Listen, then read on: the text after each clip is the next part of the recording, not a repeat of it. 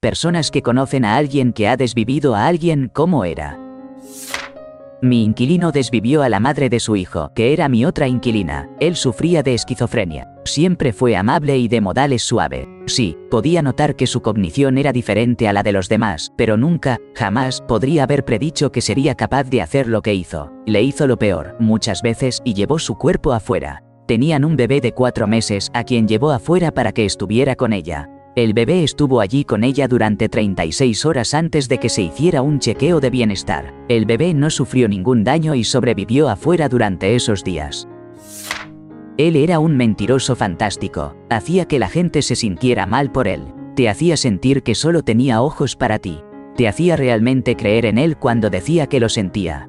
Se enojaba y me golpeaba las piernas como una broma y dejaba enormes marcas. Una vez me quemó por accidente con una sartén caliente al presionarla contra mi brazo.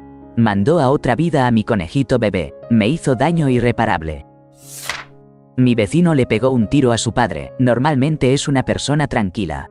Nunca lo he visto enojarse, incluso cuando su esposa suele gritar y discutir con él.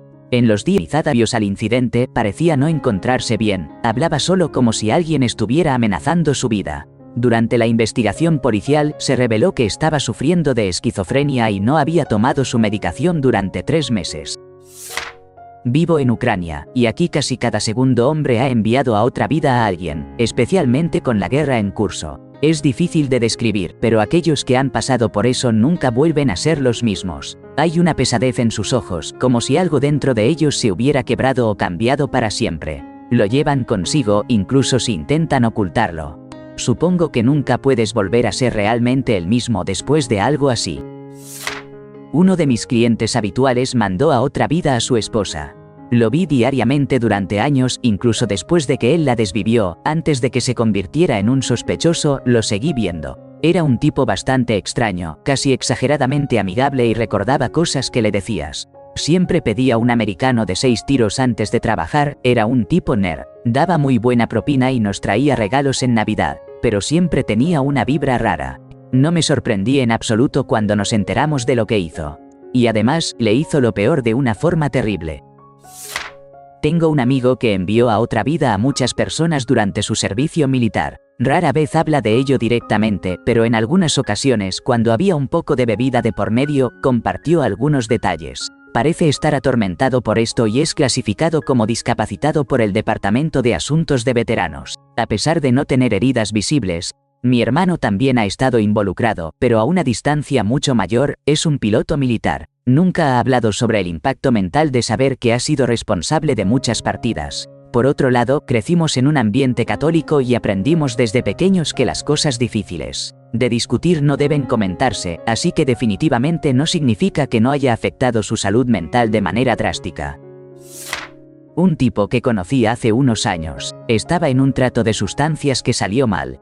El otro tipo le apuntó con un arma, le dio un golpe en la cabeza con ella, y antes de que pudiera hacer algo, el tipo que conozco de alguna manera sacó un objeto afilado y, de forma instintiva, le cortó la yugular. El líquido rojo fluyó rápidamente. El tipo que conozco fue acusado de desvivir a alguien en legítima defensa y algunas otras acusaciones relacionadas con sustancias. Pasó 9 años en prisión y lo soltaron anticipadamente por buena conducta.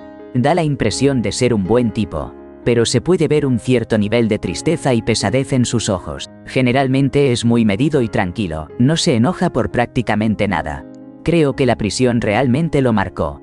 Ahora es un fenomenal artista del tatuaje. No es la primera persona que he conocido que estuvo en prisión durante un tiempo y salió muy tranquilo y discreto. Un chico con el que crecí le quitó la vida a un individuo con el que salía. Al parecer, estaban bebiendo en exceso y este hombre estaba bromeando sobre cómo había tenido una relación íntima con la madre de mi amigo. Así que esperó hasta que el hombre estaba incoherente, llenó la bañera y lo sumergió. Luego cavó una tumba de manera descuidada, lo colocó allí y se fue. Alguien lo encontró. La policía usó un tatuaje para obtener la información inicial que los llevó al chico que conocía. No hubiera pensado que él fuera un desalmado, pero tampoco estaba teniendo relaciones con su mamá. Mi hermana mandó a otra vida a un hombre en defensa propia hace casi 20 años. Él la estaba atacando, frente a testigos, y ella se defendió, empujándolo y haciendo que cayera en la carretera, siendo arrollado. Nunca se recuperó del todo de eso. La esposa del hombre también intentó hacerle daño en la calle un par de meses después. Desde entonces, mi hermana ha vivido al otro lado del mundo. Mi padre fue un veterano de Vietnam. Nunca habló de su tiempo allí, pero una noche lo escuché contarle a mi mamá sobre un granjero que él y su tropa encontraron. El hombre juraba y perjuraba que no era un espía del Vietcong. Sin embargo, no podían arriesgarse y mi papá fue el que recibió la orden de desvivirlo. Eso realmente lo afectó. Sé que no fue la única persona a la que le quitaron la vida ni la peor cosa que vio. Sufrió de muchos problemas de salud y, después de que partió, encontré algunos de sus escritos donde decía que solo quería acabar con su existencia y cómo todo esto era su karma por lo que tuvo que hacer en Vietnam. Comprendí por qué siempre estaba tan irritable. No creía que merecía la felicidad o incluso la vida. Partió en 2018, mi hijo lleva su segundo nombre. Te extraño tanto, papá, espero que finalmente hayas encontrado la paz. Mi primo le quitó la vida al novio de mi hermana. Mi hermana y su novio vivían al lado de mi primo. El novio de mi hermana era un tipo muy paranoico. Tal vez del tipo que escucha voces, pero no era peligroso, solo muy extraño. Sospechaba que mi tío y mi primo los estaban vigilando desde el patio trasero. Así que decidieron poner lonas bloqueando su casa para que no se viera desde la casa de mi primo. Se gritaban unos a otros para mantener a sus perros en silencio y, en general, eran malos vecinos entre sí. Mi hermana decía que mi primo y mi tío siempre estaban provocando problemas porque ellos, mi hermana y su novio, vivían con mi abuela. Y a él mi tío no le gustaba. Las cosas fueron escalando hasta que un día llegó a un punto crítico cuando mi tío y mi primo estaban colocando una cámara en un poste apuntando hacia el patio trasero porche de mi hermana por alguna razón. El novio de mi hermana se sintió incómodo con la cámara y los confrontó. Hubo una discusión y mi tío empujó a mi hermana al suelo en el cuarto trasero de la casa, rompiendo la puerta de vidrio corrediza. Mientras esto sucedía, el novio y mi primo estaban en el patio trasero donde estaba oscuro, y nadie fue testigo de lo que sucedió excepto mi primo y el novio. Mientras seguía en el suelo, mi hermana vio a su novio entrar y dirigirse por el pasillo, donde se sentó en el suelo, de espaldas a la nevera, y se desvivió. Mi primo no resultó herido y admite su culpabilidad, pero dice que fue en defensa propia, no se hicieron arrestos. La autopsia muestra que el novio fue golpeado en la espalda múltiples veces.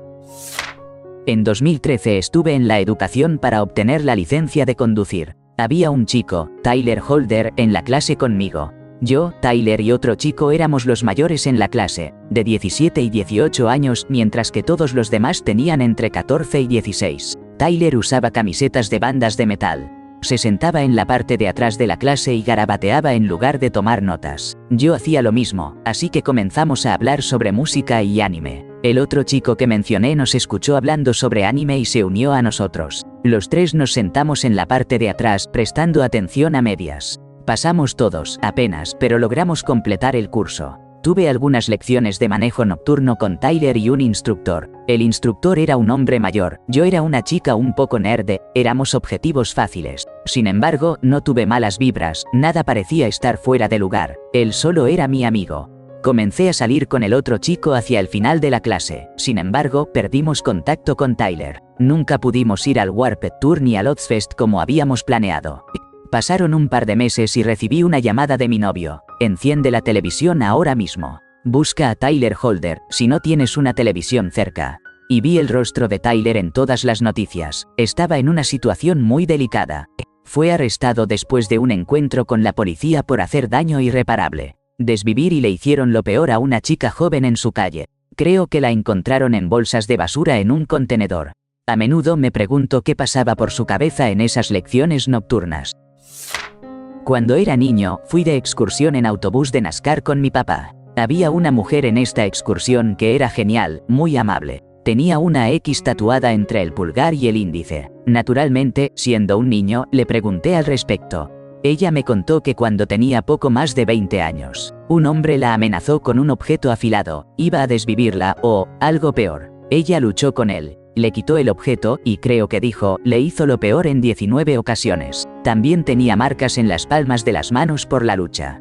Recuerdo esto con mucha claridad porque tenía unos 11 años y fue la primera adulta que me habló como si fuera otro adulto, sin desestimar mis preguntas. Dijo que mi curiosidad era buena y que era la única forma de aprender. A menudo pienso en ella y espero que esté bien. Un tipo de mi escuela era como un hermano mayor genial. Siempre tenía un chiste y hacía reír a todos. Yo era amigo de su hermana menor, pero no estaba tan cerca de ella. Trabajaba en el club de niños y niñas. Siempre tenía una historia divertida o un juego nuevo para jugar. Nos encantaba pasar tiempo con él. Recuerdo haber escuchado que tenía un hijo. Recuerdo haberlo felicitado por el nacimiento de su hijo. De todos modos, un día estaba navegando en Facebook y vi que su hijo estaba desaparecido. La abuela del niño lo buscaba frenéticamente y se publicó en la página de vigilancia comunitaria. Unas semanas después, encontraron al bebé en el río. Se reveló que el papá lo había llevado allí. El papá dice que fue un accidente, pero miré a sus ojos y supe que lo hizo a propósito. Había un montón de preguntas. ¿Por qué estaba el niño en el río sin chaleco salvavidas? ¿Por qué había informes de que el niñito estaba gritando y llorando, rogando que no lo lastimaran más? Dijo que se fue sin avisarle a nadie y simplemente dejó el cuerpo allí. No entiendo eso tampoco. Si realmente fue un accidente, ¿por qué no llamar a la policía? Estoy 100% seguro de que lo hizo y luego mintió para salvar su pellejo. ¿Por qué más estaría sonriendo en su fotografía policial? Principalmente culpo a los servicios de protección infantil. Había un montón de reportes sobre este niño. Había un montón de reportes sobre el papá y sus hermanas cuando eran niños, y no se hizo nada. Dijeron que el bebé tocaba las puertas de la gente y pedía comida o pedía si podía entrar, podrían haberlo salvado. Mi novio de la secundaria era un chico normal de una gran familia. Se casó justo al salir de la preparatoria. Él y su esposa tuvieron una discusión. Ella salió corriendo de la casa, él la persiguió a la calle y le pegó un tiro en varias ocasiones. Ella no sobrevivió y él está cumpliendo una larga condena. En ese momento tenían 2 pequeños hijos. Trágicamente, uno de ellos se autoeliminó cuando era adolescente. Aún estoy en contacto con su madre, pero no ha mencionado a su hijo desde que terminó el juicio hace casi 20 años.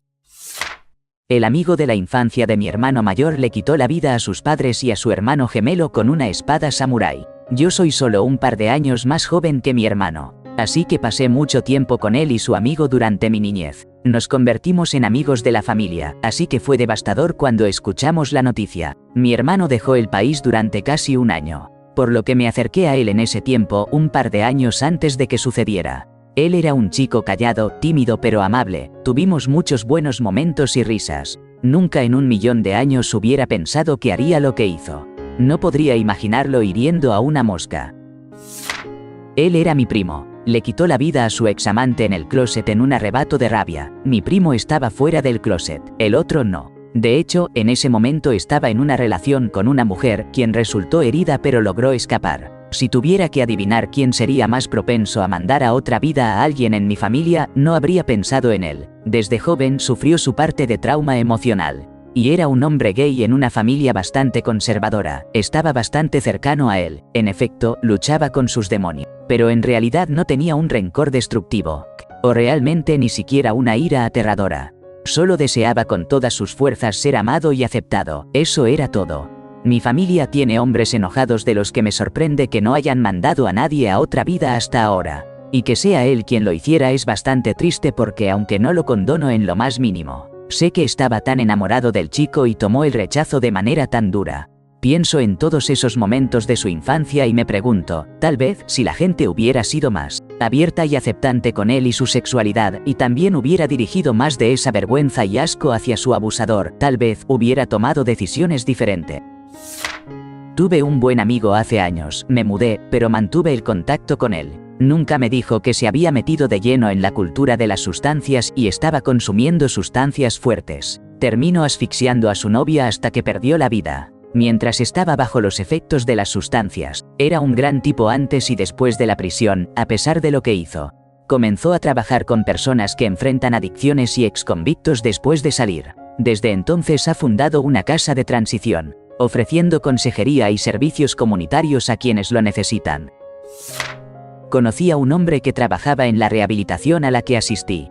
Una vez al mes, él dirigía una clase y contaba su historia, la historia de haberse enojado por algo que ni siquiera recuerda. Embriagarse hasta perder el conocimiento por eso, despertar encadenado a la cama del hospital y reírse molesto pensando que lo habían arrestado por una pelea en un bar o algo así. Y luego la policía entraba para decirle que había desvivido a una madre y sus 2 hijos mientras conducía ebrio.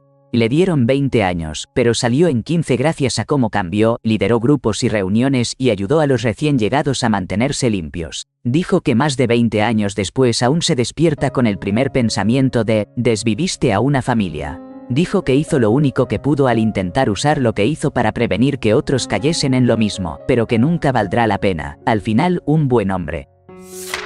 Hace mucho tiempo, cuando trabajaba en la calle, fui contratada por una pareja casada como su juguete. Tenía que bañar al esposo y complacer a la esposa. Realmente era una situación desagradable. No me gustaba cómo él trataba a su esposa, así que después de unos meses decidí alejarme. Unos meses más tarde, él me llamó pidiendo una cita para pasar la noche porque su esposa había fallecido. Tan pronto como esas palabras salieron de su boca, supe que él era el responsable. Le pregunté cómo había ocurrido su muerte. Me dijo que fue un apagón emocional con cianuro.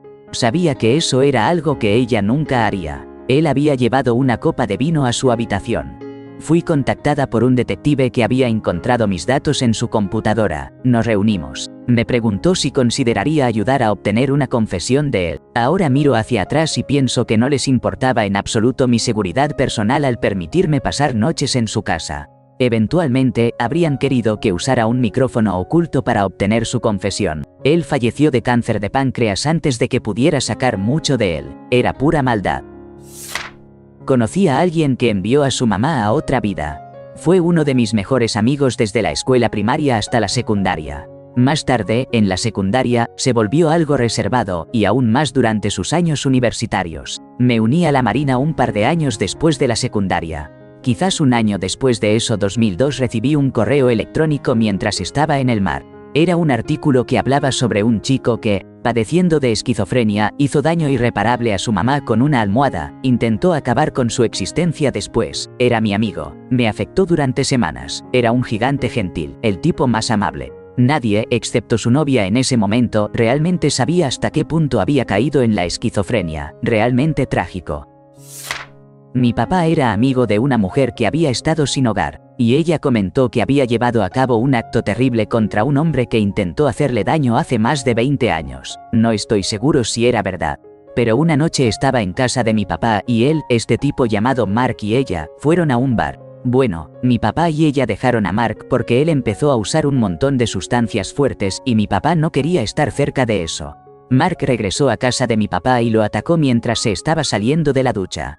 Y esta señora me despertó gritando, lo hice. Entré al cuarto de mi papá y la vi sosteniendo un objeto afilado cubierto de líquido rojo. El tipo seguía atacando a mi padre, así que lo separé de él y llamé a la policía. Realmente no dudo que ella haya hecho algo irreversible después de eso. Mi amigo Mike le quitó la vida a su tío, quien había hecho daño irreparable a Mike y a su hermanito durante años. Lo golpeó hasta desvivirlo con sus propias manos. Pasó 18 años en prisión por ello, y ha estado libre durante unos 20 años sin siquiera una multa de estacionamiento. Mike era una persona realmente dulce y amable, y todavía lo es. Una de las personas más agradables que he conocido. Hizo un favor a la sociedad y estuvo en una celda durante años como resultado. Debieron haberle dado una medalla. Fui a la escuela con una chica a quien llamaremos K. K era una chica muy ruidosa y con opiniones firmes. Normalmente, cuando entraba a una habitación, se sabía que había llegado, pero en su mayoría, K era una chica dulce que nunca realmente quiso hacer daño. Ocasionalmente, charlaba con K, pero nunca fuimos realmente cercanas. K comenzó a salir con un chico a quien llamaremos J en su primer año de secundaria. J era conocido por echar mano de sustancias fuertes y se juntaba con otros chicos que también consumían en la escuela. En algún momento entre la secundaria y la graduación, K comenzó a usar esas mismas sustancias. J y K tuvieron un hijo y, en algún momento, terminaron separándose. Él ahora tiene la custodia total de su hijo. El año pasado, K y dos hombres entraron a la casa de un hombre con la intención de robar, causaron daños y lo desvivieron. Durante el incidente, se vio a K salir corriendo de la casa con las manos sobre los oídos y visiblemente angustiada, pero no llamó a nadie ni hizo nada para intervenir. K se entregó a la policía y fue declarada culpable ayer. Podría enfrentar hasta 60 años de prisión. Según un artículo que leí, K no mostró remordimientos por lo que hizo. Me cuesta creer que la chica extrovertida y alegre que una vez lloró porque había tormenta afuera en su último año de secundaria ayudó a desvivir a un hombre de esa manera tan brutal. Las sustancias han destruido la vida de esta chica en tan poco tiempo. Esta no es la misma chica con la que fui a la secundaria. Si recibe la pena máxima, K no saldrá en libertad hasta que tenga 88 años. Uno de mis tíos mandó a otra vida a su mejor amigo cuando se enteró de que el hombre había estado haciendo daño irreparable a su esposa. Le advirtió que si alguna vez lo encontraba haciendo siquiera un gesto de maltrato hacia ella, le pegaría un tiro justo entre los ojos y, bueno, mi tío es un hombre de palabra. Fue a la cárcel por eso y salió bajo libertad condicional después de, creo, 10 años. La cárcel probablemente tuvo más efecto en él que la situación que llevó al incidente. Siente arrepentimiento por lo que sucedió, pero no creo que tenga remordimientos sobre el acto en sí. Uno de mis buenos amigos de la secundaria mandó a otra vida a su madre el año pasado. Si eso no fuera lo suficientemente cruel, una vez que la golpeó tan fuerte que ella estaba teniendo dificultades para respirar. Se negó a pedir ayuda porque le dijo a la policía que quería escucharla sufrir un rato. Ella falleció. Jamás hubiese esperado eso de él. Era una persona tan dulce en la escuela. Lamentablemente, después de la escuela, desarrolló una adicción a sustancias fuertes y nunca volvió a ser el mismo. Todavía no puedo creerlo. Un amigo de la familia está en sus últimos 80 años. Cuando tenía 14 años, llegó a casa y encontró a la pareja de su madre agrediéndola de forma violenta. Agarró un objeto afilado de cocina y lo hirió repetidamente en la espalda hasta que lo desvivió. La policía llegó, se llevó el cuerpo y ahí terminó la historia. Este hombre es muy amable, muy tranquilo y gentil. Pasea a los perros de mi madre anciana. El mejor amigo de mi papá estuvo en prisión por desvivir a su hijo durante aproximadamente 20 años. Fue horrible, realmente horrible. No puedo compartir detalles. Tenía 17 años, él parece tranquilo por fuera, no era consciente de que había desvivido a su propio hijo. Hay algo profundamente inquietante en él, como una rabia que se puede sentir en su alma, algo en sus ojos que te hace saber que ha visto demasiado y ha hecho demasiado. Lo vi llorar una vez, el día en que falleció su madre, y lo apoyé. Sin saberlo, fui amable con alguien que había hecho daño irreparable, y eso me consume por dentro. A veces, realmente no se puede notar, me alegra saberlo ahora.